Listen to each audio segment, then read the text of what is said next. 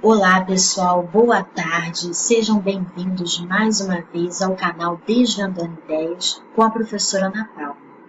Nessa semana eu separei 3 questões do Enem de 2019, da parte de Ciências Humanas e suas tecnologias, onde nós vamos comentar e vamos também mostrar, assim como nós mostramos na semana passada, a importância da literatura brasileira, da literatura de uma forma geral, nas aulas de geografia.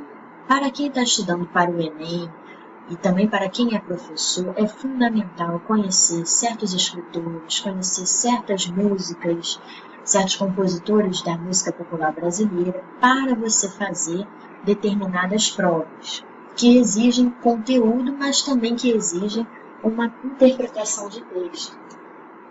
Então, vamos à primeira questão. Essa primeira questão, eu já revelo já logo a resposta, que é a letra A. É uma questão que foi elaborada em cima, de um trecho da música do Chico Buarque. Essa música, ela fala que o meu pai era paulista, meu avô pernambucano, meu bisavô mineiro, meu tataravô baiano, vou na estrada há muitos anos, sou um artista brasileiro.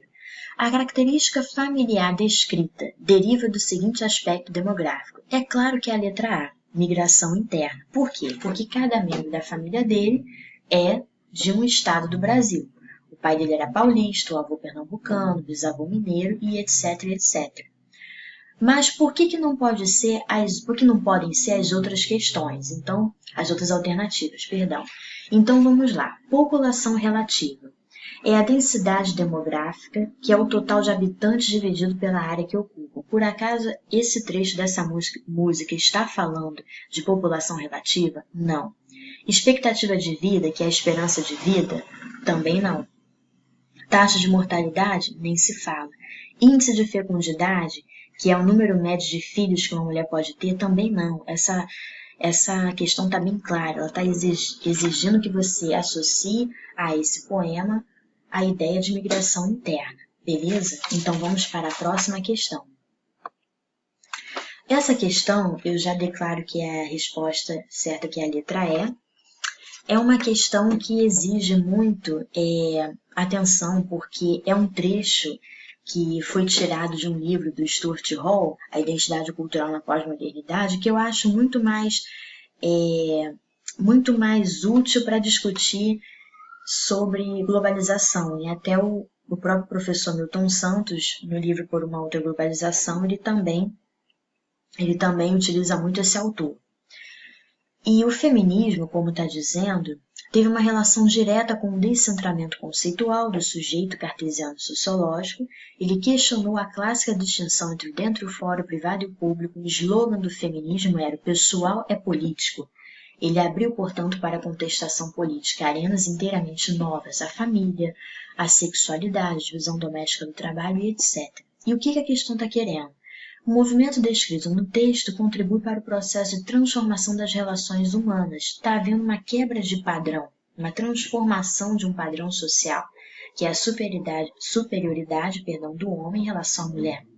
Na medida em que sua atuação, então, qual o efeito da atuação do feminismo? Então vamos analisar questão por questão. Lembrando que o feminismo surgiu no século XIX e as figuras que mais representam, no caso, o feminismo moderno é Simone de Beauvoir e atualmente é Djanila Ribeiro, Chimamanda e etc. Então, por que não pode ser a letra A? Subverte os direitos de determinadas parcelas da sociedade, porque subverter direitos não é exatamente o objetivo de um movimento como o feminismo, de um movimento como o movimento negro. Não é exatamente esse o objetivo. Você não vai subverter, você não vai limitar, você não vai tolher o direito de ninguém. É exatamente ampliar o direito.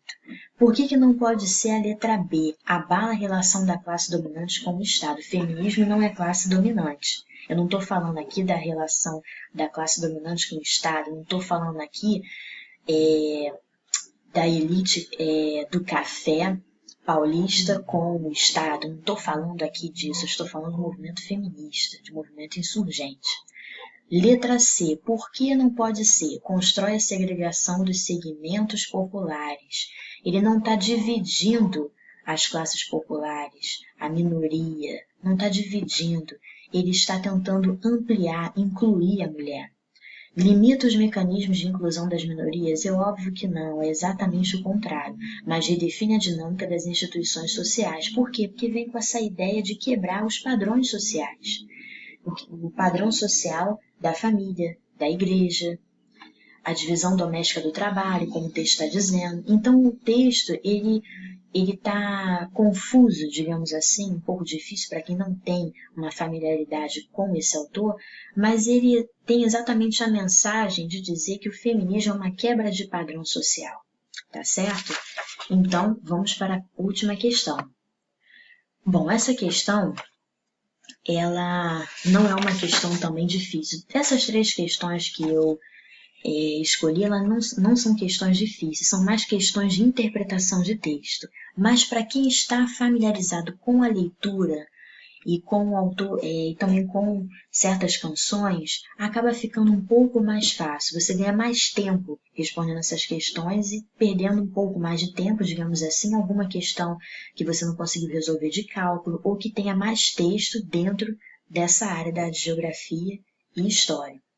Então, essa questão, ela pega um trecho de uma música da Nação Zumbi, e o Chico Sainz, que é o CD Da Lama ao Caos. Eu recomendo muito que vocês escutem esse CD, que vocês analisem bem as letras, porque até hoje, há muitos anos que esse CD, esse álbum cai em provas de concurso, até para professor também, principalmente. Então vamos lá. Esse trecho diz: a cidade. E a situação sempre mais ou menos, sempre uns com mais e outros com menos. A cidade não para, a cidade só cresce. O de cima sobe e o de baixo desce. A letra da canção, do início dos anos 1990, destaca uma questão presente nos centros urbanos brasileiros que se refere ao por que a letra é, por que a desigualdade da distribuição de renda. Porque aqui está falando o seguinte: sempre uns com mais e outros com menos. Você está mostrando aí que um grupo tem mais e o outro grupo tem menos, assim. Eu me sinto até assim, meio boba de explicar dessa forma, mas é pura interpretação de texto. E por que não podem ser as outras questões? Em algum momento está falando de déficit de transporte público? Não. Estagnação do setor terciário? Nem citou. Controle das taxas de natalidade? Nada a ver. Só porque o de cima sobe, de baixo desce, está falando de algum gráfico, nada a ver, nem está longe de você pensar nisso. Elevação dos índices de criminalidade, sim, os índices de criminalidade eles estão presentes sim nos centros urbanos brasileiros, mas aqui eu estou falando de poder aquisitivo. A cidade não para, a cidade só cresce. O de cima sobe, o de baixo desce. Aqui está falando até de um crescimento da desigualdade da distribuição de renda também. A cidade aumenta o crescimento populacional, ela cresce, mas a distribuição de renda ainda é desigual, ainda é injusta. Então, é óbvio que a resposta certa é a letra E. E para esses temas, como vocês repararam, aqui a gente está falando de temas de desigualdade na distribuição de renda, de feminismo, de migrações, que eu já dei dicas também de alguns livros no vídeo da semana passada, mas também gostaria de terminar essa apresentação indicando alguns livros muito fáceis e que vocês podem também ter acesso e que também vão cair em provas, principalmente provas do Enem, que vão cair nessas provas. Então é bom você ficar atento ao livro Sejamos Todos Feministas, da Chimamanda.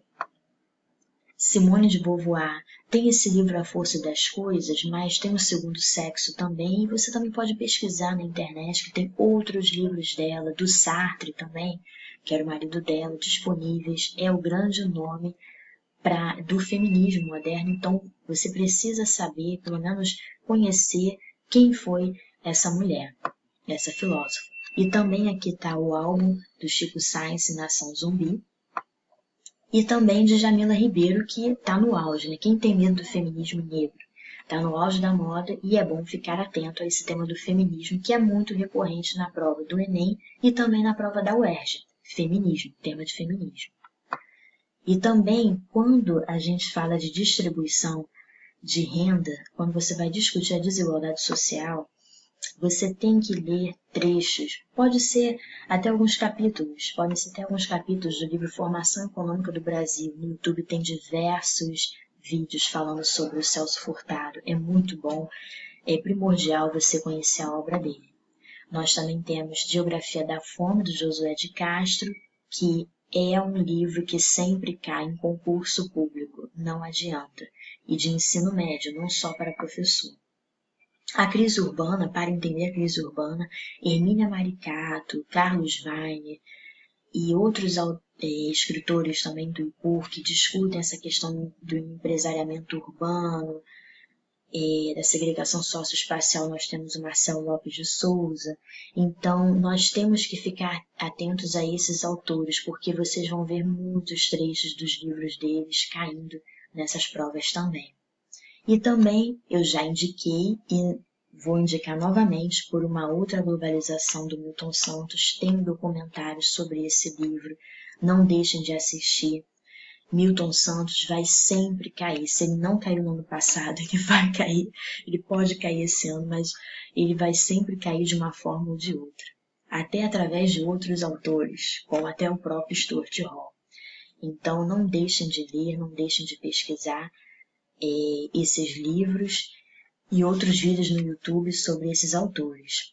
E é isso, pessoal. São 3 questões que mostram a importância de nós, da literatura brasileira, né? Da literatura, da MPB, nas aulas de geografia. Vou preparar mais outras questões para vocês. Toda semana nós estamos aí com um vídeo novo. Espero ter ajudado vocês. São questões fáceis, mas também se você tiver, como eu falei, tiver uma familiaridade com esses autores, com esses compositores, vai ser mais fácil para você responder essas questões. Nós começamos com as mais fáceis, mas semana que vem eu já vou elaborar uma apresentação com questões mais difíceis. E é isso, pessoal. Agradeço muito por toda a atenção. Não deixem de curtir, compartilhar, comentar. Aceito também críticas, sugestões e etc, etc. Muito obrigada e até semana que vem. Um grande abraço.